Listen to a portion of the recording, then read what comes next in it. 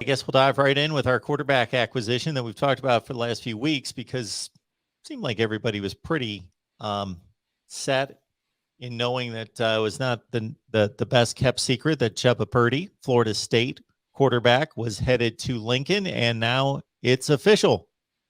Yeah, and again, kind of like Casey Thompson, that late last week, Chubba Purdy's name came up on the student directory as well, which doesn't mean one way or the other that he's actually enrolled in the school or not, but that means that there's something in the works. And sure enough, over the weekend, he came and had his official visit, and it was down between Oklahoma and Nebraska because he visited Oklahoma last week, and the relationship that he has with Mark Whipple, Nebraska's new offensive coordinator, really came through. And so, yeah, you get the best case scenario, like we've been talking about since the season ended, that, Nebraska, and that we know when we found out that Adrian Martinez was leaving, and since then ended up at Kansas State. But best case scenario is Nebraska has taken 2 transfer portal quarterbacks, and they got them. And I think they scored big time when you got a Casey Thompson come in. That he's got 2 years, but I think everybody knows it's 1 year, and he's going to the NFL. He's going to be 24 years old, by gosh, during the season this year. So I don't think anybody would expect him to come back another year as a 25-year-old if he's really interested in the NFL. But which leads me to Chubba Purdy, the Florida State transfer that had that relationship with Mark Whipple, and I think it came down to, obviously it was between Oklahoma and Nebraska. I think Chubba, and this is just me assuming things, that I think he looked at the situation at Oklahoma when they have a top-notch guy coming in for a couple of years, and you're Chubba Purdy and you got 4 years of eligibility. Do you want to sit behind a guy for 2 years or sit behind a guy for 1 year and still be able to compete? How crazy a season goes, that you might need 3 quarterbacks or 4. You never know how it goes. But I think that the uncertainty too with Oklahoma, with the new staff coming in as well, and like I mentioned, previous connection with Mark Whipple, who was recruiting him to Pitt, and with Mark Whipple's track record of developing quarterbacks for the next level, I think made all the difference in the world. And so many times that we've talked about over, I don't know, where are we, 50, 52 shows in or whatever, but when you get somebody here to visit on campus here in Lincoln, the odds of you landing that guy just skyrocketed. And so that finally happened, and now Nebraska all of a sudden has a loaded quarterback room. You're basically bringing in 2 transfer portal quarterbacks on scholarship, a freshman on scholarship, and you still have Logan Smothers, you still have Heinrich Harburg, and we talked a little bit about last week. You got Mikey Pauley, a guy that could be in the mix as well, who's a scholarship baseball player coming here this summer.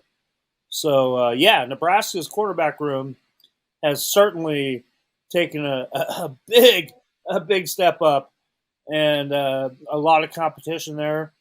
And I'm telling you right now, the spring game slated, April 6th, I think it is. But and I think tickets went on sale today. But I got to figure that's going to be a sellout for the spring game, if not a sellout, real close. Because I think all eyes are going to be on.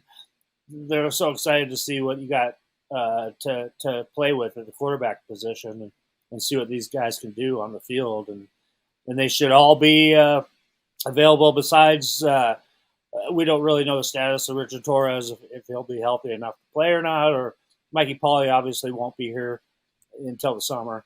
But, you still have those two big horses that you brought in that everybody's gonna want to see come here start of April.